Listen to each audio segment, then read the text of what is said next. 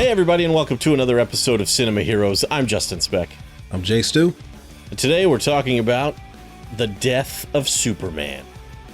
Released in 2018, directed by Sam Liu and Jake Castorena, written by Peter Tomasi, and starring Jerry O'Connell, Rebecca Romijn, Rainn Wilson, Rosario Dawson, Nathan Fillion, Christopher Gorham, Matt Lanner, Shamar Moore, Jason O'Mara, and a few other people that I don't recognize. Patrick Fabian I do recognize as Hank Henshaw. Cress Williams as John Henry Irons. I thought that was kind of cool. This is the next movie in the New 52 universe leading up to the finale, which is coming up pretty soon. A few more movies. Yeah. But most notably, this is the second animated adaptation of the Death of Superman comic. The first one being the very first DC animated film that was released in 2007. Not the first animated film, but the first, I guess, by this Warner's animation kind of line. In 2007, Superman Doomsday. Stu, what'd you think of the Death of Superman the first time you saw it? I went into it with low expectations because of Superman Doomsday, but I came out loving it. This is one of the best DC animated films ever. And I don't watch this very often, but I should, because I love it. It is fantastic. It is such a good Superman movie. Yeah, no, it's so good. I agree. I don't watch very often either, actually. I don't think I've watched it since I bought it. And there was a lot that I didn't really remember. But I do remember really liking it. And I think I went into it with low expectations too, because Superman Doomsday, while I like Superman Doomsday, it's not necessarily the greatest adaptation of the Death of Superman comic. Right. And I had seen the trailer for this one, and I remember, which I should have known because they were doing a whole New 52 universe. But I remember just kind of being like, oh man, they're doing Death of Superman with the whole New 52 look and everything. But I got over that pretty quickly because, like you said, it's a really good movie, really good Superman movie, and a good Justice League movie too. I mean, I know it's not a Justice League movie, but like that is something that was missing, obviously, from Superman Doomsday, is the inclusion of those other heroes, and I was really happy to see that this time around. It's still very different from the Death of Superman comics, at least that I remember, and but it's probably the closest adaptation that we will ever get. I don't really see them doing it again unless it's like 10, 15 years from now or something, or maybe longer. But there's a part of me that would like to see a more direct adaptation of the Death of Superman, kind of using like the 90s style. You know how like the earlier DC animated movies used to kind of copy the style of the artist that the graphic novel was drawn by. I kind of would like to see that with the Death of Superman comics, just that 90s kind of art style and everything with the classic costumes and all that stuff. I think that'd be kind of fun. Yeah, ultra detailed. Yeah. I think that'd be cool. With the old 90s Justice League too, with like the Ted Kord Blue Beetle, and Booster Gold was there too, I'm pretty sure, and stuff. So it would be kind of interesting. But that being said, this is a really good adaptation, I think, of the Death of Superman comic. And I think they do a fantastic job of setting up how just strong and powerful Doomsday is, and how Superman really is the only person that can fight him. And even Superman is getting, torn apart by him. So it was really, they did a great job of the threat, I guess you could say. Absolutely. Like, as a Superman movie, the best thing about it is that it makes you really like both Superman and Clark Kent. You see why everyone loves him. Not just because he's super, but he is a genuinely great person. He's dependable. He's kind. He's like he's a really good friend to Jimmy Olsen and the guy that opened up the bar, Ace of Clubs. I can't remember his name. Bibbo. Thank you. Like they have a genuine friendship. And even Lois said, you'll stop and take pictures for anybody. Like that's who Superman is. It's really awesome to see Superman be so approachable and personable. Even though I love my DC universe to be dark and brooding. Right. This is I do like this Superman. I do like this version of Superman. He's witty, he's funny. He enjoys being Superman.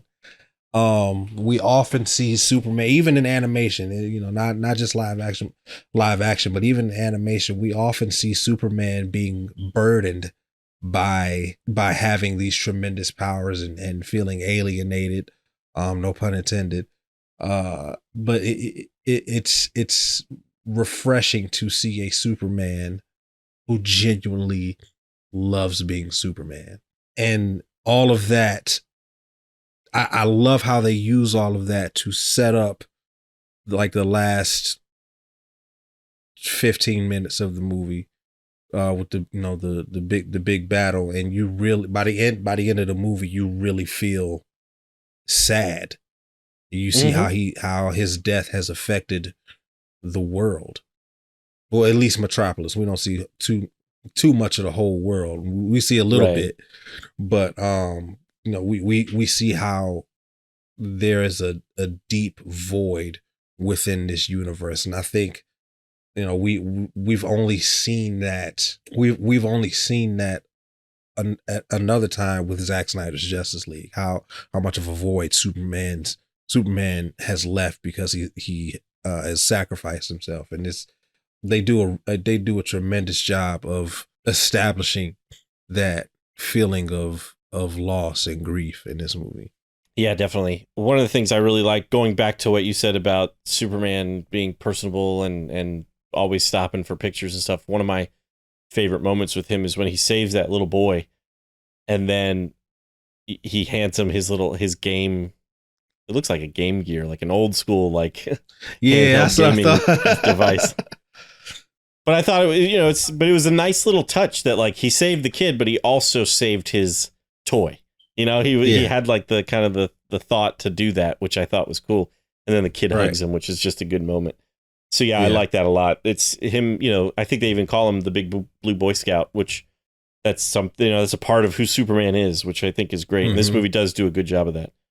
And one of the things I really enjoy about this movie, which is different from the Death of Superman comic, the graphic novel that I've got anyway, which is the kind of all the issues leading up to the death. It ends with him dying. Lois knows who he is in those comics. And I thought one of the really more interesting aspects of this movie is the fact that she doesn't know. And he is really struggling with whether or not he should tell her throughout most of the movie. And then when he finally does, he's actually drawn away to help fight Doomsday, because the League is fighting Doomsday at the moment, and they're losing. And so I really just, it's kind of heartbreaking. It's almost kind of Shakespearean that Lois finds out who he is, and then he gets killed, and so like immediately after. Right. Yeah. Immediately after. And he leaves her a note saying, "I love you." And she, just right at the very end, is like, "I got your note. I love you too." And then that's when he ends up delivering the final blow that breaks Doomsday's neck, which actually I thought was pretty cool. They awesome.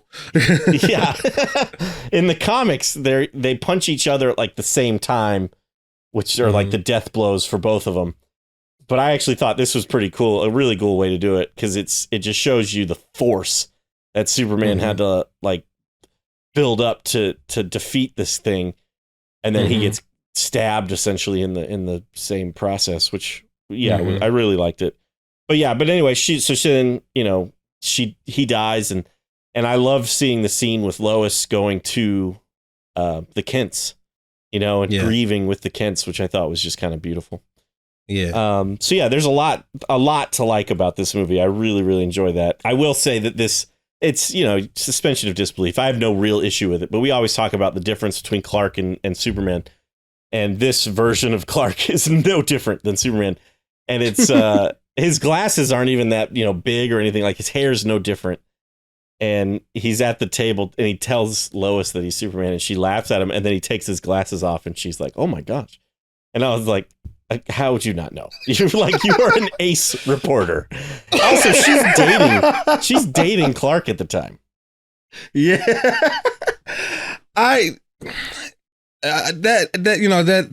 That's always bothered me. It's a nitpick. It's a nitpick. It's a nitpick. It's not like a real complaint. Yeah, exactly. Yeah. It's definitely always bothered me. But again, you like you said, you have to suspend your disbelief. And the way I kind of trick myself into believing it is that, Clark just behaves so differently than Superman. They might look the same, but because their behaviors are so different, no one thinks twice about whether or not Clark could be Superman. But again, Lois is a Pulitzer Prize winning journalist. So, I mean, her job is to kind of like notice the details. Her job is an investigative reporter. Right. I mean, yeah. I like the idea too, and kind of this is somewhat a bit of like maybe my headcanon for when Superman and Clark are basically the same.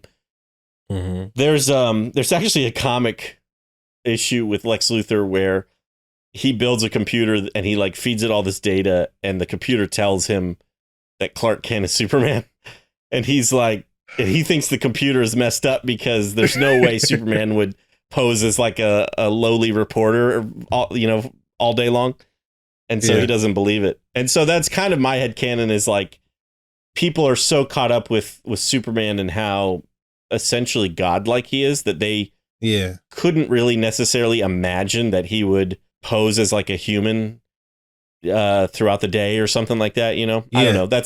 I kind of like that idea. There's also there's a joke in the first episode of Lois and Clark. Have you watched that show? Have you seen any of it? Lois and Clark? Yeah. Yeah, absolutely. Okay, I wasn't sure. I used to watch it. I used to watch it all the time when I was a kid. Yeah. Yeah. Okay, me too. I wasn't sure if you had seen it or not, but I couldn't remember if we had talked about it. But anyway, when in the very first episode, his mom is helping him create the suit, and it's a great little montage. Yeah. It's one of my favorite moments. And he finally comes out in the Superman suit without the symbol, emblem on the chest. Yeah. Yeah. And he's a little unsure of it, but because it's like the tights, his mom makes a joke. She goes, "Well, nobody's going to be looking at your face." And so that's like another thing that I kind of think about too. Like, people just are so, I mean, you could say like people are just kind of almost drawn to the suit that they don't really pay attention. And so they don't really make the connection. But again, Lois would. Right. Especially like he's getting his picture taken so much, like she says, you stop to get your picture taken with so many people. Superman's picture is out there. Somebody would, especially Lois, would figure it out. And I was thinking about that today. I was like, if Superman were real, if like he was a real actual person, or being or whatever in real life, I feel like he would have to just come in, save the day, and immediately leave, so that nobody could like get a glimpse of him really to make those connections. He would have to be kind of somewhat aloof. He wouldn't be able to have those kind of personal moments with people, which would be a shame if the movies and the comics did that, obviously. But I was just saying, I just thought about that. I was like, in order to like keep your identity, you'd have to super speed in, save the day, super speed out. Yeah. You have to be a blur. Yeah. I would agree with that, but I keep thinking of that video that Henry Cavill made. I want to say before that's true, where he's walking around BVS New York City. Came out. Yeah, he's in a Superman shirt, and nobody recognizes him. And this is after Man of Steel has come out. Yeah. And he's not wearing glasses or anything. He's not wearing glasses or anything.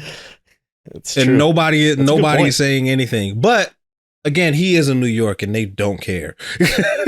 New Yorkers, Which New Yorkers could be don't said care. for Metropolis, you know? Yeah. Yeah, yeah. I don't know. Obviously, we have the new 52 costumes and designs and the same actors we've seen in the last few films. But there's Doomsday is designed differently than he is in the comics in the 90s anyway. But how do you feel about this design of Doomsday? I don't like his hair. I don't like that he has that. I don't either. That's my big issue too. They gave him this weird mohawk, but I guess if you, it's like a mo mullet. Yeah. As I say, if you look at him from the 90s, he's got like it's like he's mostly bald, but I think he does have like a ponytail or something. It's really bizarre. Yeah, he has a receding ponytail. Yeah. So I think this one would look better if they just got rid of the hair. I mean, honestly, I've never cared for how Doomsday looks. I know this is going to be like a piping hot take that is like magma hot, but I prefer BVS Doomsday. I like that. That looks more believable, and I like how he progresses over the course of the fight. He does that in this movie as well, which I definitely like. But yeah, that was interesting too. I like I say, I know that I'm like the only person in the entire world that prefers that version. But yeah, I've just always thought that Doomsday looks stupid. Fair enough. I like Doomsday from the original look of Doomsday, minus his green shorts. I always thought his green shorts. I guess he's got boots on too. His green shorts and boots are a little silly, but it was kind of, at the time, it was just how it was done. Really, like every villain, pretty much, and every hero had a suit essentially. So he had basically a suit. And I like the BVS version. I do kind of wish they had gone a little bit further in BVS to make him to have those, because the bones start coming out and everything in BVS.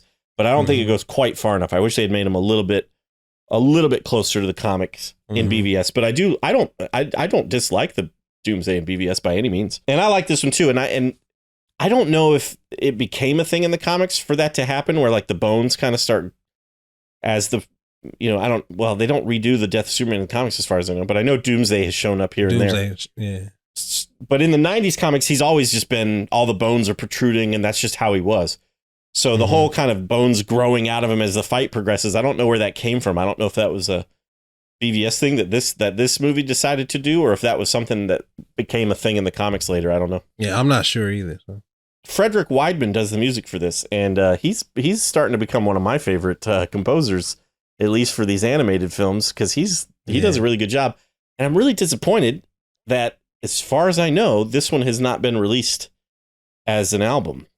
It has not, and I was looking for it because I like the Superman theme in this movie. I was like, I want to listen to that, and it's nowhere to be found. It's not.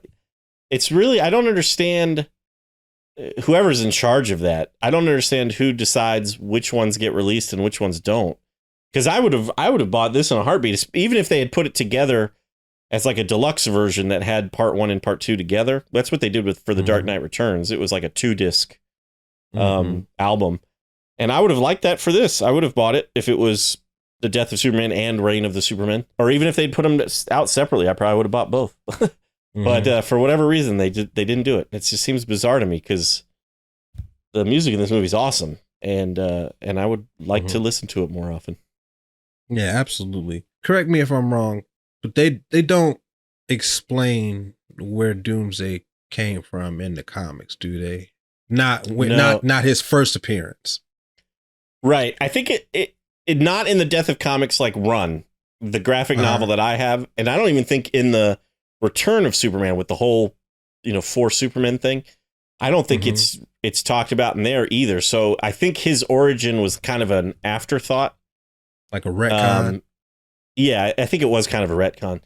Because in the Death of Superman comics, he's been buried in the earth and he punches his way out. It's like the first issue starts with him in the dark, just like kind of punching his fist against the wall of his steel cage that's buried underground, and eventually he breaks free. And so, yeah, there's no talk of origin in the comics as far as I can remember. And so I like it that. wasn't until later. Yeah, I like that he's just a force of nature. Right. Yeah. No one knows where he came from. No one knows who he is. Yeah. He's just hell bent on destruction. Yeah. Yeah. Which is cool. I should have took notes. I had a lot to say actually. And Did now you? I'm just drawing a blank. Because I love this movie. Right, yeah.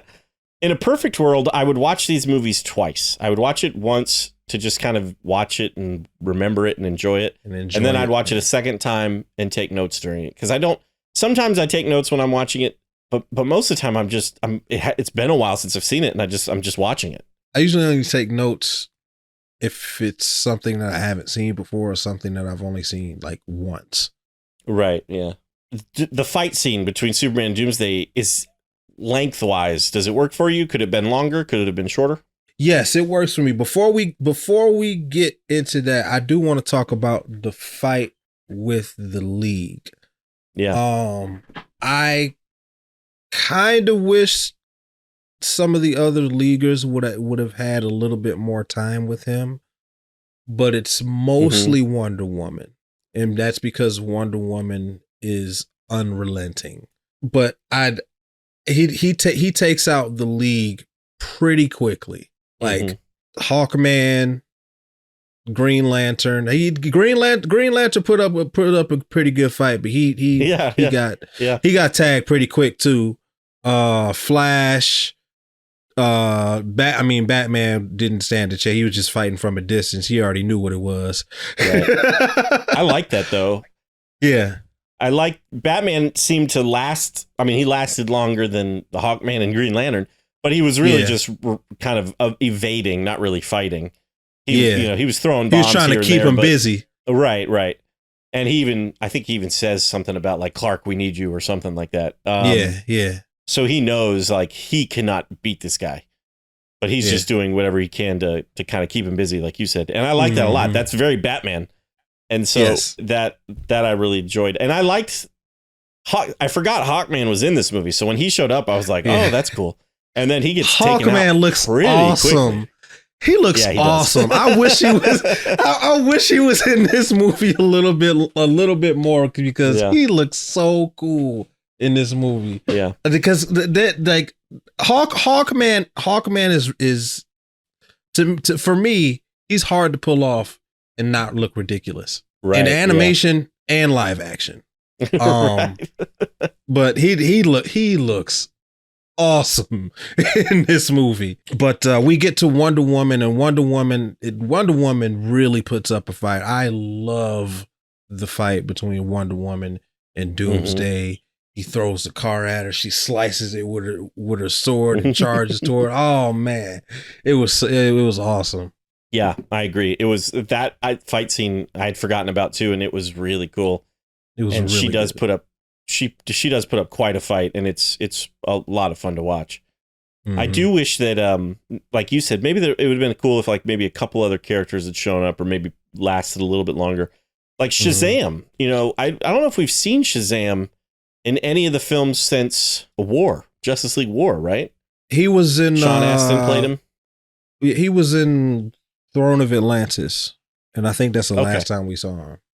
Yeah, so he's like not really part of the League anymore, but it would have been cool to see him show up and try to fight Doomsday and maybe last about as long as Wonder Woman did maybe, and then Superman has to come in. I did note, I paid attention to the time. Superman doesn't start fighting Doomsday until 53 minutes into this movie. It's an hour and 21 minutes, and he comes in at 53 minutes. So it's about a half hour fight. Pretty much. I mean, there's a few scenes at the end of the movie, obviously.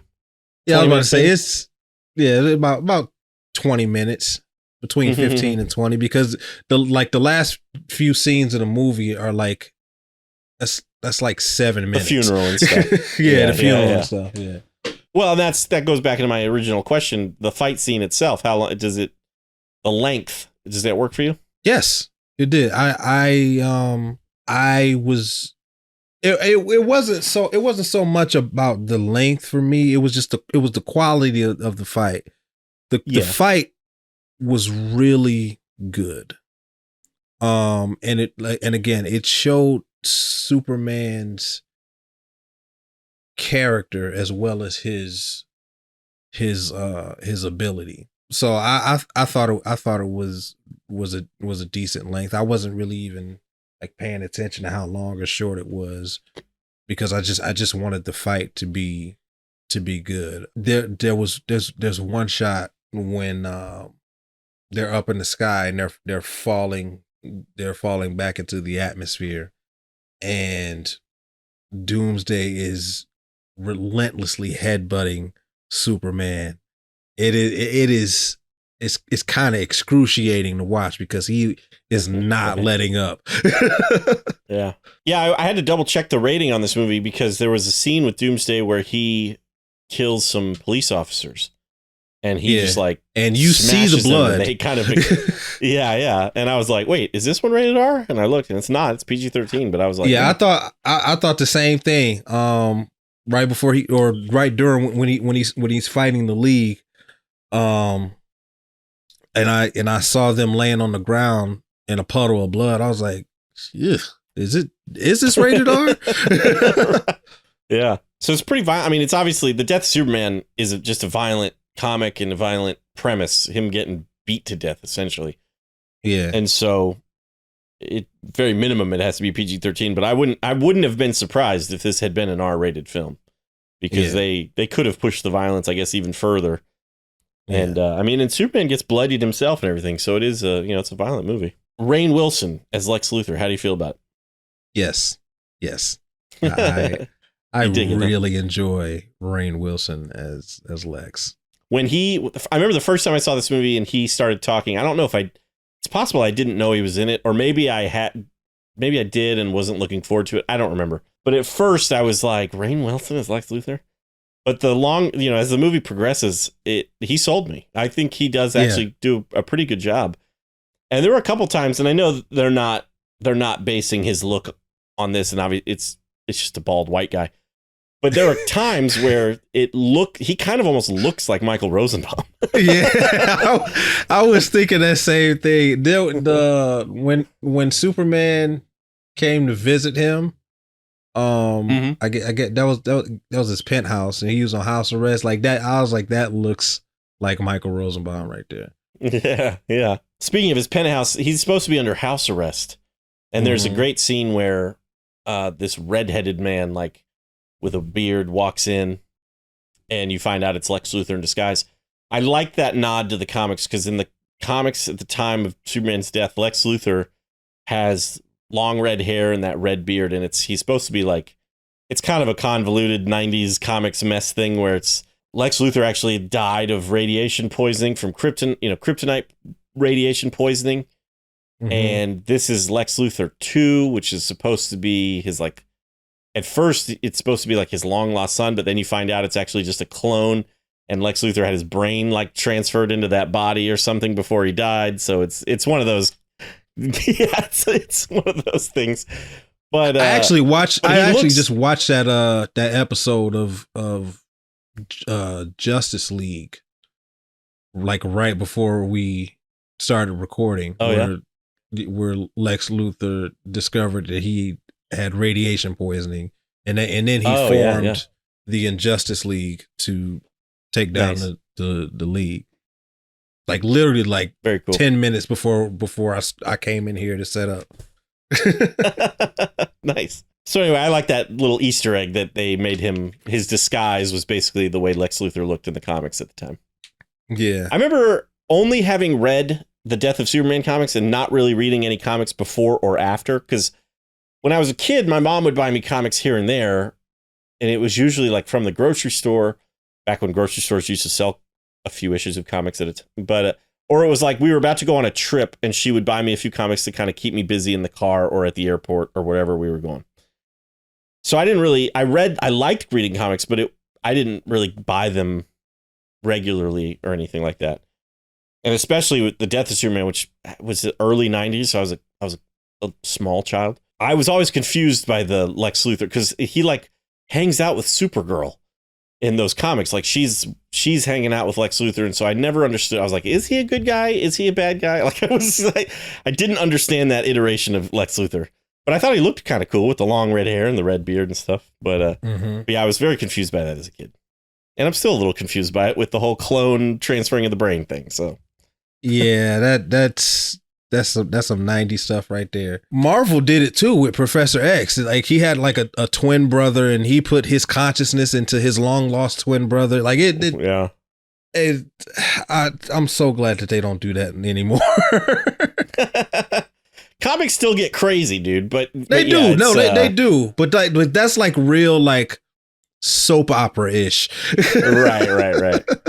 I mean, when comics have been going on for 70 years or whatever, I guess you kind of not necessarily run out of ideas, but it's like you just go into the realm of crazy ideas. Yeah. But this movie, the whole thing with it's like the whole thing with Spider-Man and the whole Superior Spider-Man thing that happened years ago, where Doc Ock like took over Peter Parker's body. Yeah. And it was like stuff like that is just kind of insanity. That was ridiculous, but it was good because Doc Ock was well, that's good. Was actually an awesome Spider-Man. Oh, that's cool. I remember reading about it. I never read any Superior Spider-Man. Yeah, but yeah, it is ridiculous. But this like, if I were to have a DC universe, I don't want to say I would do it like Zack Snyder, because I would, but I wouldn't. What I would do similarly is chronicle the life of Superman, or at least from his young career. Maybe not show his birth and origin story, because we've seen that 30,000 times. But we don't. I would definitely do a young Superman all the way until. So like Death of Superman would be like the middle of his life, right? And then, have another Justice League movie or two. And then I would end the universe with All-Star Superman. But I would include the League in All-Star Superman, if that makes any sense. Right. Make it not just a Superman movie, basically. Yeah, it would be a Superman movie, but the League would be in the movie. Like this one. Because, yeah, right. Like this one. Because those, like, these are the stories that really show who Superman is in his humanity, which is ironic because he's not human, as well as his superhumanity. It like I really love the stories that do both and not just one or the other. Like Death of Superman and All-Star Superman are two of, if not the best Superman stories told. All-Star Superman is my favorite Superman story, period. Yeah. And it's just so awesome. But I really love that these movies do that. They really show who this person is, what he values, as well as just being an just awesome Superman. So I'd like these two movies kind of like go hand to me. They go hand in hand. As much as I love, Zack Snyder's Superman trilogy, I do find it almost crazy that he killed off Superman in his second movie. Yeah. Especially since the first movie was like an origin story essentially, and it was the world didn't know who Superman was, and like it'd be one thing if Man of Steel had been kind of like maybe the Batman, where he had been Superman for a couple of years already, and then he gets killed off in the second movie. But I was thinking like if I were to do it, if like time and money were no issue, and I were to do it, you wouldn't necessarily do an origin story of Superman, but I would do kind of a little bit more of like an MCU thing where I had each, if not all of the Justice League characters, at least most of them get their own movie. And then either maybe the first Justice League movie kind of be similar to Zack Snyder's Justice League, where they're fighting like Steppenwolf or somebody kind of like that. And then maybe I don't know if it would then be the next Superman movie or the next Justice League movie, have that be the death of Superman. And then whether or not you want to go into the whole reign of the Superman and the four Superman thing, I don't know. But then I would Okay. say like building up their Endgame type movie would be similar to probably Justice League Apocalypse War, where they're fighting Darkseid and all that stuff. I think would be kind of cool. Yeah. The way I would do it, I would do the Trinity first. You don't need to give all the Leaguers their own solo movie. Right. You just Superman, Batman, Wonder Woman, give them their solo movies, and then go into a Justice League movie. And then in Justice League, I would introduce Flash, Green Lantern, and Martian Manhunter. I don't know about Aquaman or Cyborg just yet, but I would I would at least do Batman, Superman, Wonder Woman, Flash, Green Lantern, and Martian Manhunter. Yeah, which I mean, that's 6. I feel like that'd be good. That's how many were in the Zack Snyder's Justice League movie. 6 heroes. So yeah, and I guess since you got Martian Manhunter, the villain would be White Martians for me. Right. Yeah, that'd be cool. Yeah, start small and work your way up to like the New Gods and Steppenwolf and Decide and all of them. Yeah, I think that'd be cool. I think that's the way to do it. I mean, obviously, like I said, this is in a perfect world where all these movies are making money and they just keep, and they're able to make all these movies and all the actors are willing to come back and all this stuff. But yeah, how that would be a good way to do it, I think. So the way this movie ends, I love the whole funeral stuff. Also, Batman is present in the comics for like the funeral. I really like the change they made in this movie. I do too. I love it. I actually don't think it's within Batman's character, especially this Batman, to attend the funeral. I think it makes way more sense for him to grieve in his own way at home. I really liked that. I loved that scene when it showed him standing at the window and then Damian came up and hugged him. I was like, oh. Because really like it really showed that as aloof and just kind of removed as this Batman is, he really cared for Superman. I wouldn't necessarily go as far as to say they were best friends, because I would definitely say that for like the Bruce Timm universe, like that Batman and that Superman were like, they was brothers. right, yeah. Or like the Public Enemies, like that Batman. Public Enemies, that's a great comparison. But this Batman and Superman is like, they're not buddy, but you could tell Batman has the utmost respect for Superman. And the fact that Superman is gone shook him.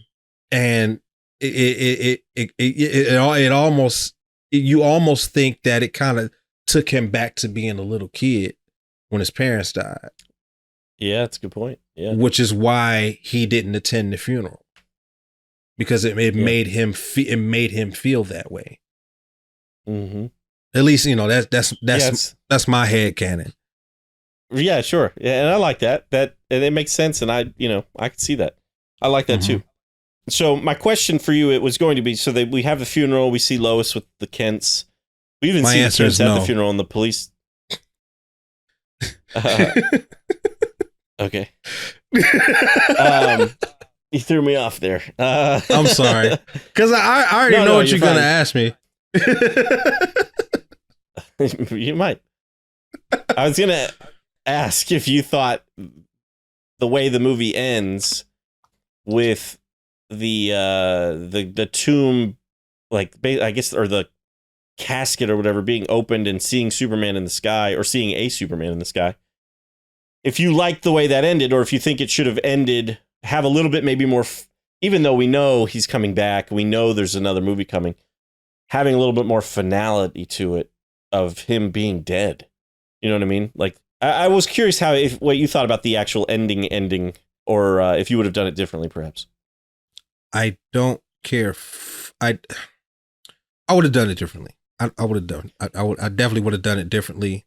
I don't like all the stuff after the credits. I really don't like it. Yeah, all the leading up to the 4 Superman. It's so gimmicky. But I would have preferred the only one I would have.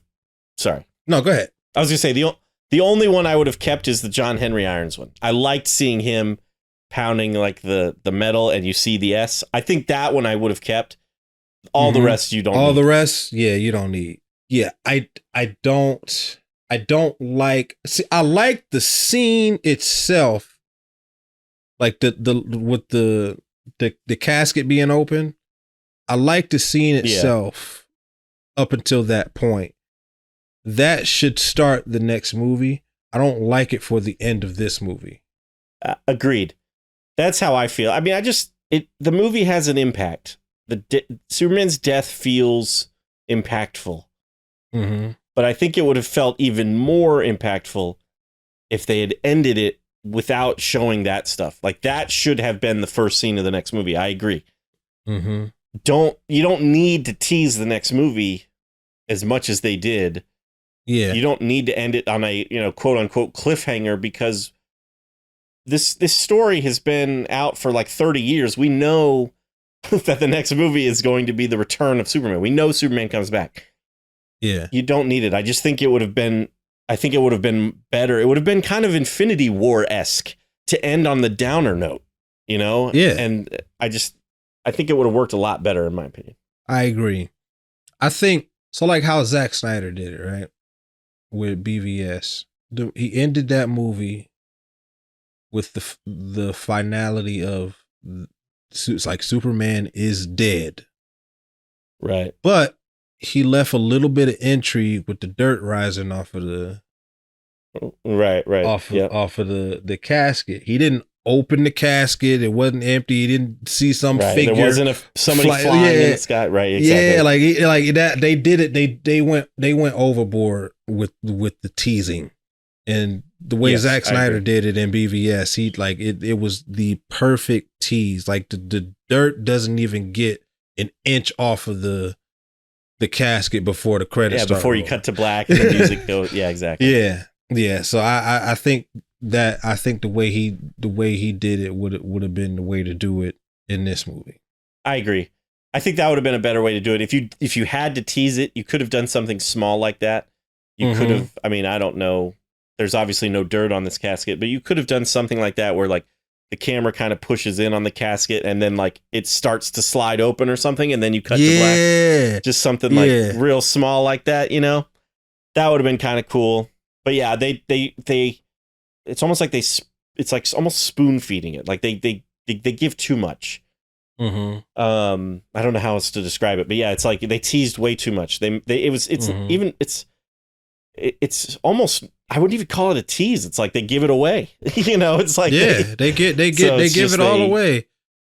Even with the post credit scenes, those post credit scenes almost cheapen the stuff that they the setup that they did earlier in the movie.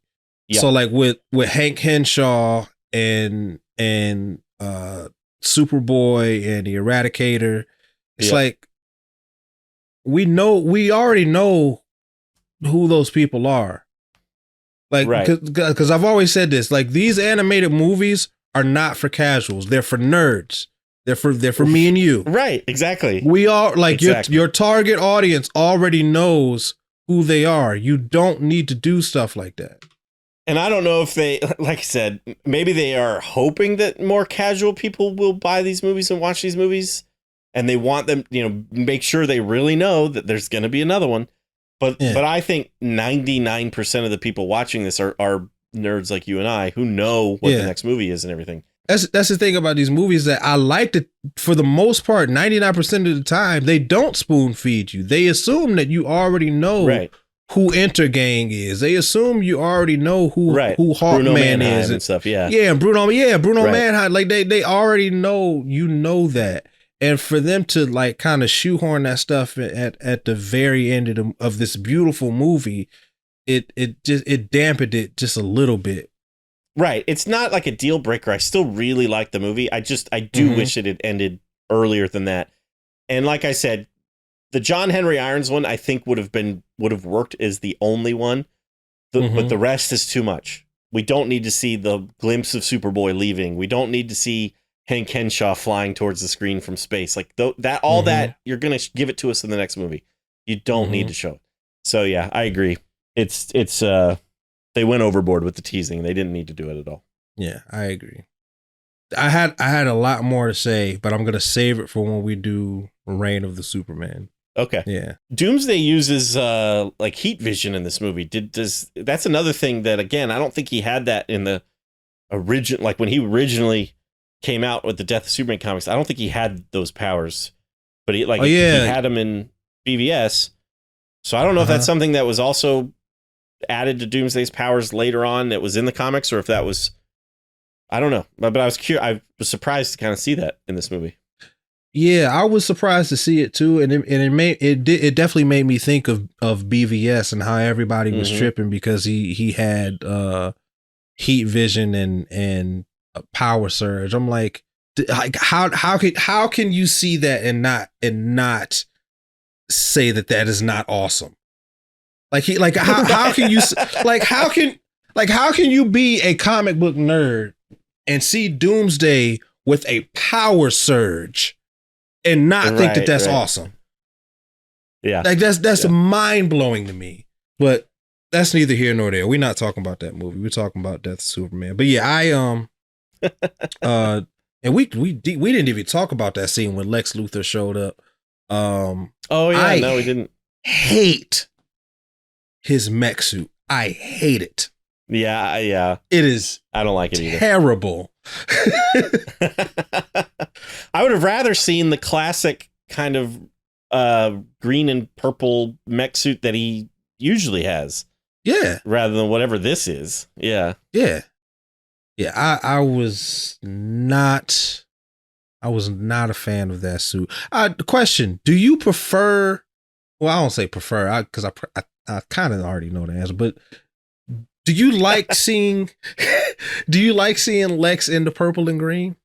Yeah, I mean, I think they can go overboard with it where he's like constantly in purple and green and stuff. Like the old Super Friends cartoon, like he had this weird like high collar purple thing with the green pants or something. Like I don't need that. But I don't mind the green mech suit and stuff. I think looks cool, and I like how Smallville does it, where he just kind of wears like the purple collared shirts with his suits and stuff. I think that kind of works. Yeah, I would like to see more purple and green Lex Luthor, like with the it doesn't have to be like a high color, it doesn't have to be elaborate, but I doesn't like have to be Super Friends, right? Yeah, it doesn't have to be Super Friends, but I like. I don't know. I like the look of Lex Luthor, with the bald head, a purple shirt, and green pants. I don't know why. Like that. I mean, that would, thinking about it in live action, it would look ridiculous. But I like seeing it in animation. Yeah. I can understand that. That's one thing I do hope we get in James Gunn's new DC universe. I hope we get Lex in a mech suit. I would like to see that. I feel like I could see that happening. I could see James Gunn. I mean, James Gunn has done. I mean, he brought Polka Dot Man to the big screen. I'm sure he could make Lex Luthor in a mech suit work. So I wouldn't be surprised if he does do something like that. Well, I think we could go ahead and rate it then. I think I've had you go first a couple of times, so I'll go first this time. And okay. It's a really good animated movie. I'm tempted to give it 5, but I think I'm gonna go 4.5 with this one, and 4.5 Doomsday asteroids is what I'll do out of 5. I'm gonna go 4.5 shredded Superman capes out of 5. Nice. Because the movie is almost perfect if it wasn't for the stuff that we just talked about. Right, exactly. If it wasn't for that, it would be perfection. Yep. But I gotta knock it down. I gotta knock it down half a star for the spoon feeding of the fan service stuff. The teasers. The teasers. Exactly. Yep. The post-credit scenes. Yep. Well, we'd love to know what you think about the death of Superman. You can always let us know at cinemaheroes.com. You can message on our, or comment on our Instagram posts at Cinema Heroes is our handle. If you're watching this on YouTube, leave a comment down below, give the video a thumbs up, and subscribe to the channel if you haven't already. I think that wraps it up for this episode, though. I'm Justin Speck. I'm Jay Stu. As always, thanks for listening. Thanks for subscribing.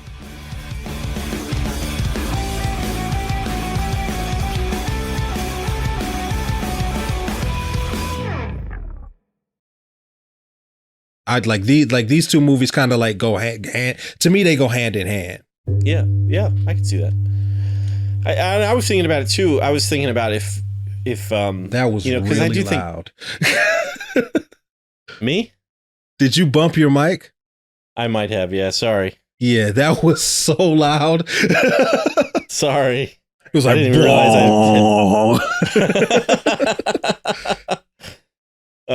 I'm glad you said something because I probably would have just kept talking. I would have had to leave it in the episode, which would have been annoying.